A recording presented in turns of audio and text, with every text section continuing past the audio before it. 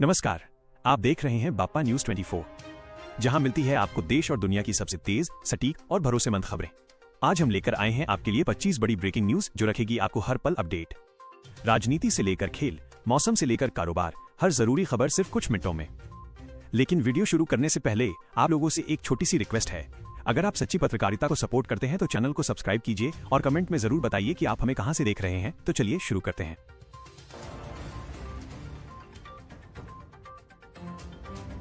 1. लोकसभा में महिला आरक्षण बिल को पर्याप्त बहुमत नहीं मिलने के बाद देश भर में राजनीतिक हलचल तेज हो गई है।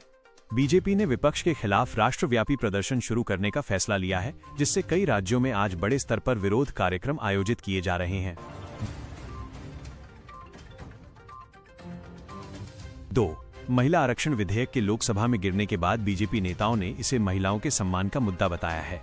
पार्टी आज प्रेस कॉन्फ्रेंस, रैलियों और सोशल मीडिया अभियान के जरिए विपक्ष पर हमला तेज कर रही है और जन समर्थन जुटाने में लगी है। 3. अमेरिका और ईरान के बीच परमाणु समझौते को लेकर नई बातचीत की संभावना बन रही है। इस्लामाबाद में सोमवार को अहम बैठक हो सकती है, जबकि स्ट्रेट ऑफ हॉर्मुज को लेकर तनाव अभी भी पूरी दुनिया के ऊर्जा बाजार पर असर डाल रहा है। 4. ईरान द्वारा स्ट्रेट ऑफ हॉर्मुज को फिर से खोलने की घोषणा के बाद वैश्विक तेल बाजार में हलचल बढ़ गई है। अमेरिका ने हालांकि अपना दबाव जारी रखा है, जिससे अंतर्राष्ट्रीय व्यापार और कच्चे तेल की कीमतों पर लगातार नजर बनी हुई है। 5. अमेरिकी प्रशासन ने रूसी तेल खरीद पर कई देशों को अस्थायी राहत देते हुए 16 मई तक छूट बढ़ा दी है। इस फैसले से वैश्विक ऊर्जा बाजार में नई बहस शुरू हो गई है और कई देशों को आर्थिक राहत मिलने की उम्मीद है।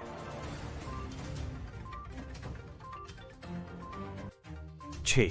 दिल्ली परिवहन निगम यानी डीटीसी की आय में इस वित्तीय वर्ष में बड़ा उछाल दर्ज किया गया है।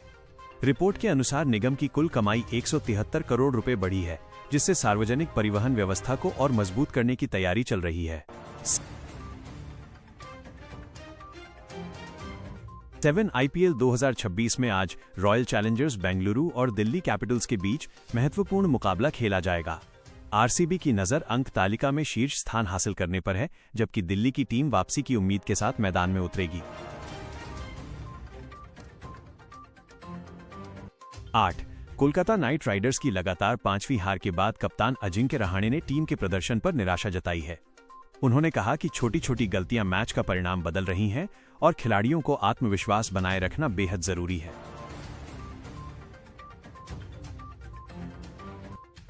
9. गुजरात टाइटंस ने शानदार प्रदर्शन करते हुए केकेआर को 5 विकेट से हराया। इस जीत के साथ गुजरात ने अंक तालिका में अपनी स्थिति मजबूत की, जबकि कोलकाता की टीम अब भी पहली जीत की तलाश में संघर्ष कर रही है। 10. पुणे एयरपोर्ट पर भारतीय वायुसेना के एक विमान की हार्ड लैंडिंग के कारण रनवे कुछ समय के लिए बंद करना पड़ा। कई उड़ानों को डाइवर्ट किया गया, हालांकि अधिकारियों ने स्थिति को जल्द नियंत्रण में लेने की पुष्टि की है।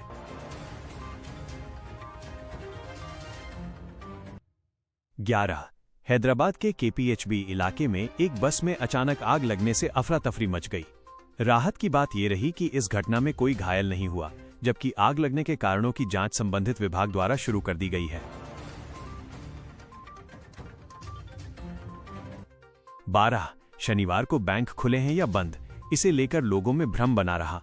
आरबीआई के नियमों के अनुसार दूसरे और चौथे शनिवार को बैंक बंद रहते हैं, इसलिए ग्राहकों को शाखा जाने से पहले स्थानीय छुट्टियों की जानकारी जरूर लेनी चाहिए।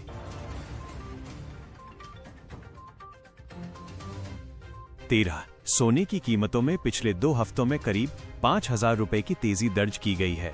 अक्षय तृतीया से पहले निवेशकों की दिलचस्पी बढ़ी है, लेकिन विशेषज्ञ अभी खरीदारी में सावधानी बरतने की सलाह दे रहे हैं।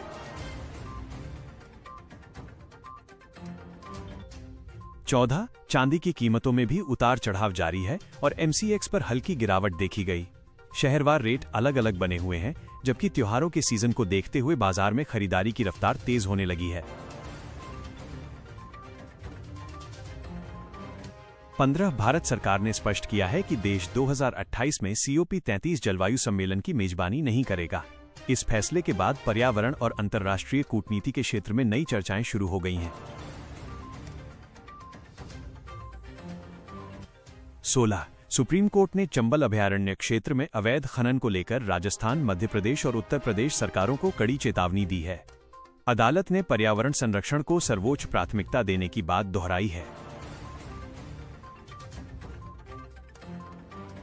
17 सुप्रीम कोर्ट ने एक महत्वपूर्ण सुनवाई में पूछा कि क्या न्यायाधीशों को अपने धार्मिक विश्वासों से ऊपर उठकर फैसले लेने चाहिए। इस टिप्पणी के बाद न्यायपालिका की निष्पक्षता को लेकर नई बहस शुरू हो गई है। 18 मणिपुर के मुख्यमंत्री ने कुकी और नागा समुदायों के बीच विश्वास बहाली के लिए संवाद प्रक्रिया तेज कर दी है। सरकार का कहना है कि शांति स्थापना के लिए सभी पक्षों को साथ लेकर समाधान खोजा जाएगा।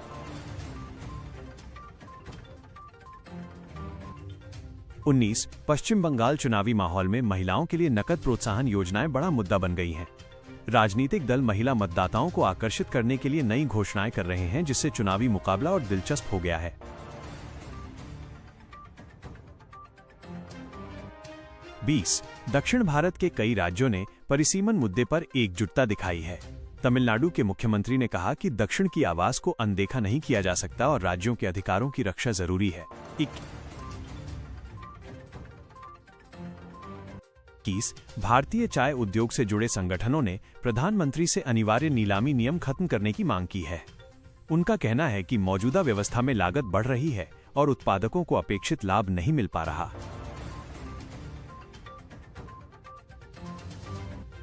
22 एलपीजी की मांग में गर्मियों की शुरुआत के साथ सामान्य स्थिति लौटती दिखाई दे रही है।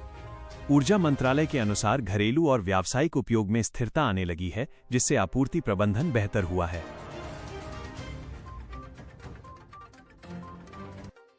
23-17 बैंकों को सरकार ने बुलियन आयात की मंजूरी दी है। इससे सोने चांदी के व्यापार को मजबूती मिलने की उम्मीद है, खासकर त्योहारों और शादी के सीजन में बाजार की मांग बढ़ने के कारण।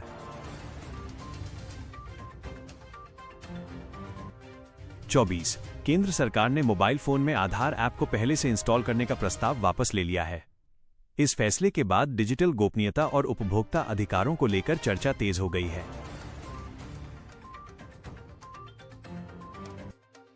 25 भारतीय रिफाइनर कंपनियां ईरानी तेल के भुगतान के लिए युआन का उपयोग कर रही हैं। वैश्विक व्यापार में डॉलर पर निर्भरता कम करने की इस रणनीति को आर्थिक दृष्टि से महत्वपूर्ण माना जा रहा है।